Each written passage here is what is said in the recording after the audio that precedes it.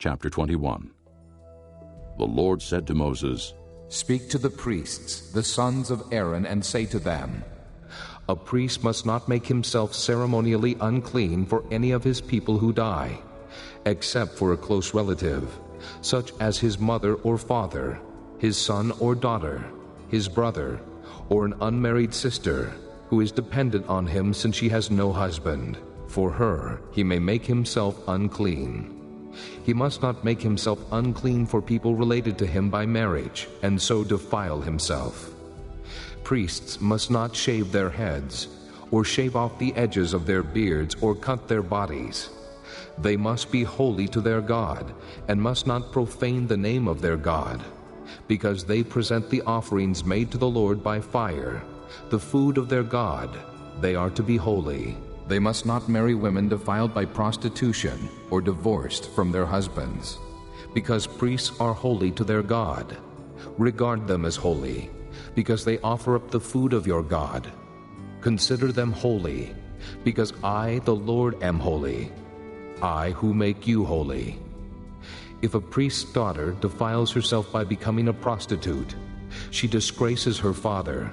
She must be burned in the fire. The high priest, the one among his brothers, who has had the anointing oil poured on his head, and who has been ordained to wear the priestly garments, must not let his hair become unkempt or tear his clothes. He must not enter a place where there is a dead body. He must not make himself unclean, even for his father or mother, nor leave the sanctuary of his God or desecrate it, because he has been dedicated by the anointing oil of his God. I am the Lord. The woman he marries must be a virgin. He must not marry a widow, a divorced woman, or a woman defiled by prostitution, but only a virgin from his own people. So he will not defile his offspring among his people. I am the Lord who makes him holy. The Lord said to Moses, Say to Aaron, For the generations to come, none of your descendants who has a defect may come near to offer the food of his God. No man who has any defect may come near. No man who is blind or lame, disfigured or deformed. No man with a crippled foot or hand, or who is hunchbacked or dwarfed, or who has any eye defect, or who has festering or running sores or damaged testicles. No descendant of Aaron the priest who has any defect is to come near to present the offerings made to the Lord by fire. He has a defect. He must not come near to offer the food of his God. He may eat the most holy food of his God, as well as the holy food. Yet because of his defect, he must not go near the curtain or approach the altar, and so desecrate my sanctuary. I am the Lord who makes them holy. So Moses told this to Aaron and his sons, and to all the Israelites. Chapter 22. The Lord said to Moses, Tell Aaron and his sons to treat with respect the sacred offerings the Israelites consecrate to me, so they will not profane my holy name. I am the Lord. Say to them, For the generations to come, if any of your descendants is ceremonially unclean, and yet comes near the sacred offerings that the Israelites consecrate to the Lord, that person must be cut off from my presence. I am the Lord. If a descendant of Aaron has an infectious skin disease or a bodily discharge, he may not eat the sacred offerings until he is cleansed. He will also be unclean if he touches something defiled by a corpse, or by anyone who has an emission of semen, or if he touches any crawling thing that makes him unclean, or any person who makes him unclean, whatever the uncleanness may be. The one who touches any such thing will be unclean till evening. He must not eat any of the sacred offerings unless he has bathed himself with water. When the sun goes down, he will be clean, and after that he may eat the sacred offerings, for they are his food. He must not eat anything found dead or torn by wild animals, and so become unclean through it. I am the Lord. The priests are to keep my requirements so that they do not become guilty and die for treating them with contempt. I am the Lord who makes them holy. No one outside a priest's family may eat the sacred offering, nor may the guest of a priest or his hired worker eat it. But if a priest buys a slave with money, or if a slave is born in his household, that slave may eat his food.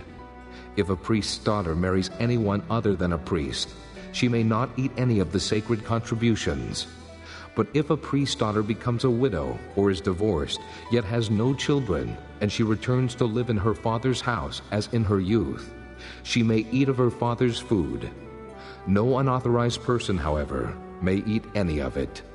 If anyone eats a sacred offering by mistake, he must make restitution to the priest for the offering and add a fifth of the value to it. The priests must not desecrate the sacred offerings the Israelites present to the Lord by allowing them to eat the sacred offerings, and so bring upon them guilt requiring payment. I am the Lord who makes them holy.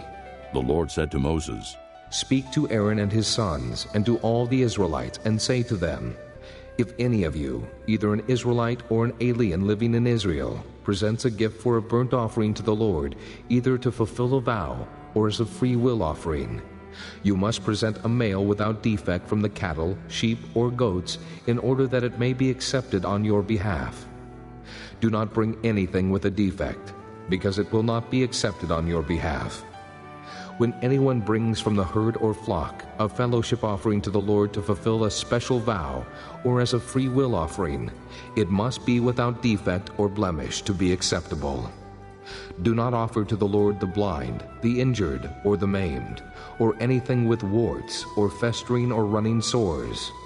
Do not place any of these on the altar as an offering made to the Lord by fire. You may, however, present as a free will offering an ox or a sheep that is deformed or stunted, but it will not be accepted in fulfillment of a vow. You must not offer to the Lord an animal whose testicles are bruised, crushed, torn, or cut. You must not do this in your own land, and you must not accept such animals from the hand of a foreigner and offer them as the food of your God. They will not be accepted on your behalf, because they are deformed and have defects. The Lord said to Moses, When a calf, a lamb, or a goat is born, it is to remain with its mother for 7 days. From the 8th day on, it will be acceptable as an offering made to the Lord by fire. Do not slaughter a cow or a sheep and its young on the same day. When you sacrifice a thank offering to the Lord, sacrifice it in such a way that it will be accepted on your behalf. It must be eaten that same day. Leave none of it till morning. I am the Lord. Keep my commands and follow them. I am the Lord. Do not profane my holy name. I must be acknowledged as holy by the Israelites. I am the Lord, who makes you holy and who brought you out of Egypt to be your God. I am the Lord. Chapter 23. The Lord said to Moses, Speak to the Israelites and say to them, These are my appointed feasts, the appointed feasts of the Lord, which you are to proclaim as sacred assemblies. There are 6 days when you may work, but the 7th day is a Sabbath of rest, a day of sacred assembly. You are not to do any work. Wherever you live, it is a Sabbath to the Lord. These are the Lord's appointed feasts, the sacred assemblies you are to proclaim at their appointed times. The Lord's Passover begins at twilight on the 14th day of the first month. On the 15th day of that month, the Lord's feast of unleavened bread begins. For 7 days you must eat bread made without yeast. On the first day, hold a sacred assembly, and do no regular work. For 7 days present an offering made to the Lord by fire. And on the 7th day, hold a sacred assembly, and do no regular work. The Lord said to Moses, Speak to the Israelites and say to them, When you enter the land I am going to give you, and you reap its harvest, bring to the priest a sheaf of the first grain you harvest. He is to wave the sheaf before the Lord, so it will be accepted on your behalf. The priest is to wave it on the day after the Sabbath. On the day you wave the sheaf, you must sacrifice as a burnt offering to the Lord a lamb a year old without defect, together with its grain offering of 2/10 of an ephah of fine flour mixed with oil, an offering made to the Lord by fire, a pleasing aroma, and its drink offering of 1/4 of a hin of wine. You must not eat any bread. or roasted or new grain, until the very day you bring this offering to your God. This is to be a lasting ordinance for the generations to come wherever you live.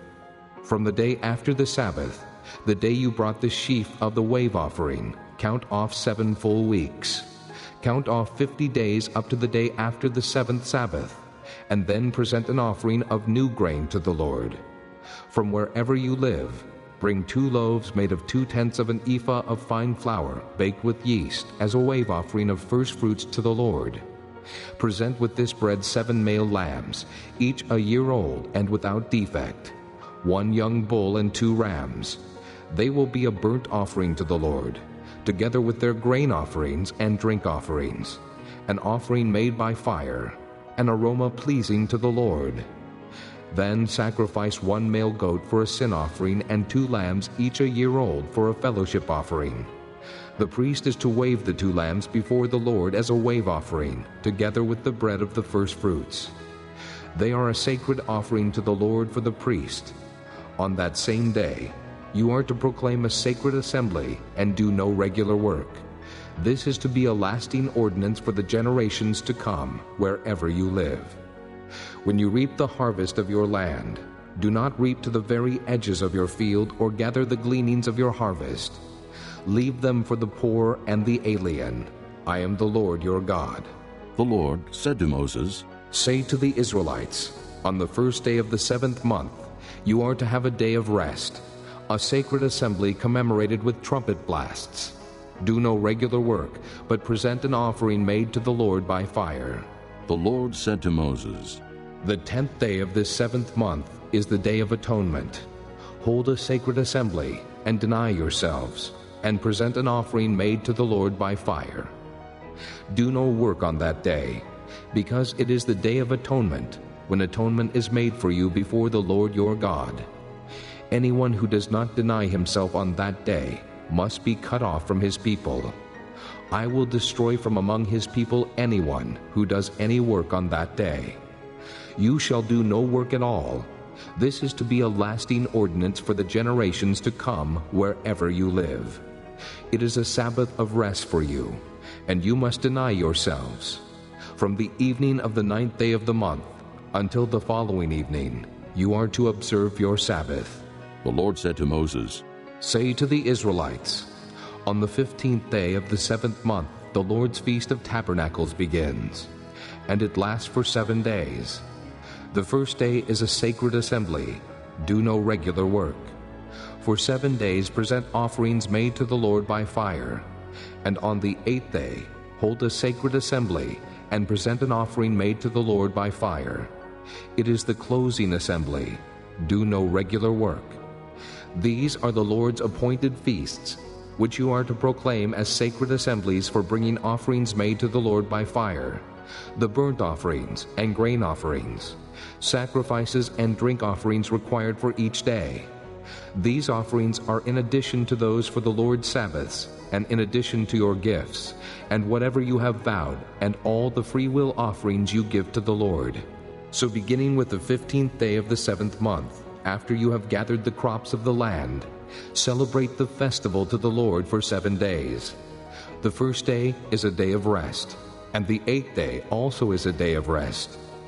On the first day, you are to take choice fruit from the trees, and palm fronds, leafy branches, and poplars, and rejoice before the Lord your God for 7 days. Celebrate this as a festival to the Lord for 7 days each year. This is to be a lasting ordinance for the generations to come.